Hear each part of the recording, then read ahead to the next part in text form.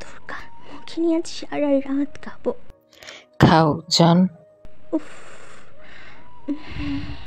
পমপমগুলো রেখে ভাইয়া যে কিভাবে বিদেশে থাকে বুঝি না। আদি, তোমাকে না বলেছি আমাদের মিলনের সময় সিফাতের আপুর কথা বলবে না? শুনতে একদম বিরক্ত লাগে, আর করতো কেমন অসহ্য লাগে। কি করতে অসহ্য লাগে?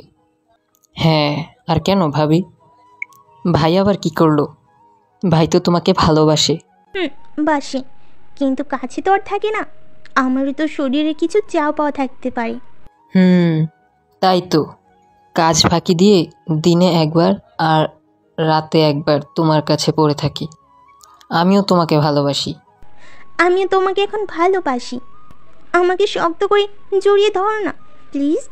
আমি কান খাড়া করে ওদের কথা শুনতে থাকি।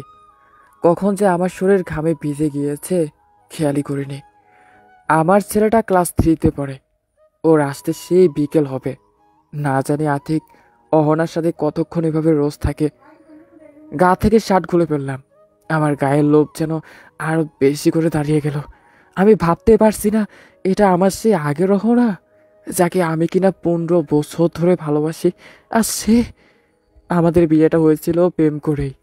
দুজনেই দুজনকে অনেক ভালোবাসতাম। অহনা পড়তো আমার থেকে 3 ক্লাস নিচে। মেয়েটা ছিল বেশ গোলগাল চেহারার। রোজ তাকে দেখতাম, কিন্তু কিছুই বলতাম না। প্রায় বছর খানিক ওর পিছনে ঘুরেছিলাম, কিন্তু কোনোদিন কথাই বলিনি আমি ওর সাথে। একদিন ওর বান্ধবীকে আমার কাছে পাঠায়। তারপর থেকে আমি ওর সাথে মাঝে মধ্যেই কথা বলতাম। এরপর একদিন তাকে প্রপোজও করি। সে রাজি হয়ে যায়।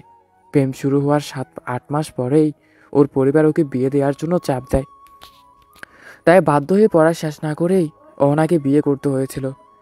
বিয়ের বছর 11 পরেই আমি অহনাকে রেখে বিদেশ চলে যাই সংসারের টানাটানিতে। এর মধ্যে দেশে আর একবারও আসেনি।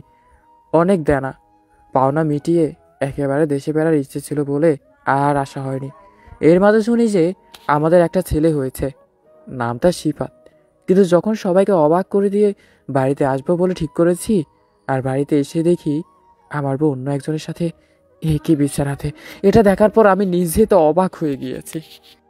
আচ্ছা ভাবি, ভাইয়া যদি জানতে পারে যে আমি তোমার সাথে রাত কাটাই, তাহলে কি হবে? আরে ধুর, ও কিভাবে জানবে? ও তো দেশের বাইরে। ও তো এটাও জানে না তোমার সন্তান আমার পিঠে এখন। ওকে বলবো যেন খুব তাড়াতাড়ি বাসায় আসে, যাতে সবাই ভাবে এই দ্বিতীয় সন্তানটাও ওর। ও জানবে না। তুমি আরও ভালো করে আমাকে আদর করো তো। আতিক হেসে দেয়। ওর হাসির শব্দ আমার কানে বাজতে থাকে। বড্ড অসহ্য লাগছে, আবার চোখ দিয়ে পানি পড়া শুরু করে দিয়েছে। নিজেকে আজকে বড্ড ফেভারার লাগছে। যুদ্ধে বিধ্বস্তে সৈনিকের মতো আস্থা করে আজ পড়ে আছি যেন। তখনই শুনতে পেলাম আতিক বলছে, ভাবি, আজ সন্ধ্যা থেকে তোমার সাথে থাকবো সারা রাত। আমার বউ বাপের বাড়ি যাবে মেয়েকে নিয়ে। তোমার সাথে থাকবো বলে আমি রয়ে গিয়েছি। প্লিজ ব্যবস্থা করো। অহনা হেসে দেয়। ওর হাসি যেন বদ্ধ ঘরটাকে আরো বেশি চকচকে করে তুলল, আর আমার মনটাকে যেন ঢিল দিয়ে ছিদ্র করে তুলল। অহনা বলে, আচ্ছা ঠিক আছে আমার জান, তোমার জন্য আজকে না হয় শিবাতকে ওর দাদুর বাসায় পাঠিয়ে দেবো। শ্বশুরকে বলবো যে আমি বাপের বাড়িতে যাচ্ছি। ওর তো স্কুল রয়েছে আপনার থেকে, স্কুল কাছে, তাই আপনার কাছেই রেখে যাচ্ছি। ব্যাস হয়ে গেল। ভুলে আমার জানটারে, কত ভালো গো তুমি। তাহলে আজ সন্ধ্যায় দেখা হচ্ছে। এখন যাই, দোকানে বসতে হবে তো, বউ আবার ভাত পাঠিয়ে দেবে। আতিক চলে যাওয়ার জন্য প্রস্তুত হতে লাগলো। আমি আস্তে করে দরজাটা খুলে দিয়ে সাটিয়ে দৌড়ে ছাদে চলে যাই। মনে মনে বললাম, দেখতে চাই আর সন্ধ্যার পরিবেশ কেমন। একটু পর দেখি আতিককে লুঙ্গি বাঁধতে বাঁধতে চলে যাচ্ছে। ও না শুয়ে থাকলো। আমি শব্দ না করে নিচে আসলাম। দরজাটা তখনও অল্প খোলা আছে। আমি বাইরে চলে আসি, আতিকের বাড়িতে সামনে চলে আসি। সারাটা দুপুর বিকেল ওদের বাড়ির আশেপাশে লুকিয়ে থাকি। যখন ওর বউ বাপের বাড়ি যাবে বলে বের হলো, ওদের বাড়ি থেকে অনেকটা দূর চলে গেল, আমি তখন ওদের সামনে আসি। আমাকে দেখে আতিকের বউ বলে, আরে আবির ভাইয়া না, আপনি কখন এলেন? আজ আপনার মেয়েকে ওর নানু বাড়িতে পাঠিয়ে দিন। কেন? আজ সন্ধ্যায় ওদেরকে ধরবো।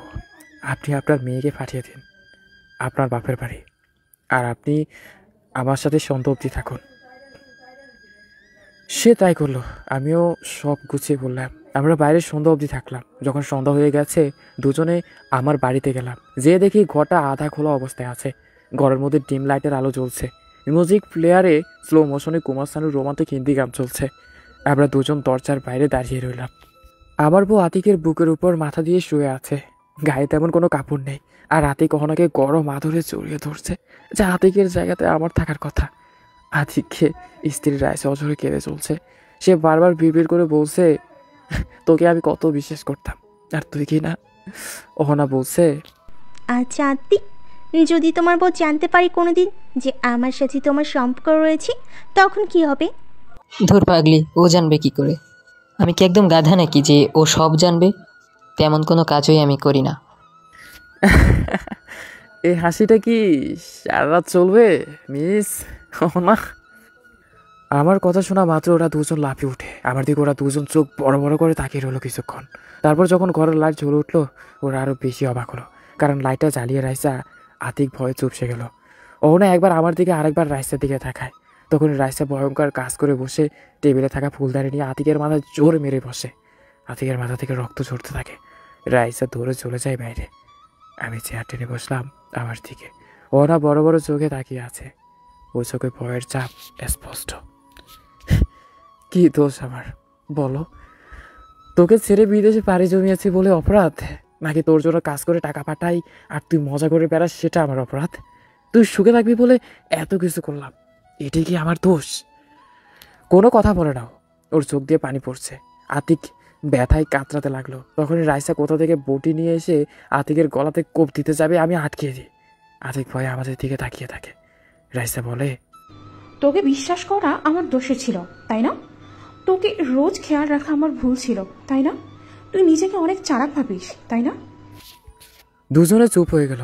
আমি আর রাইসা ওদের দিকে তাকিয়ে থাকলাম। দুজনে আমার দিকে কোনো কথা ছাড়াই তাকিয়ে আছে। আমার চোখ দিয়ে অনবরত পানি পড়ছে। ওদের দিকে তাকালাম।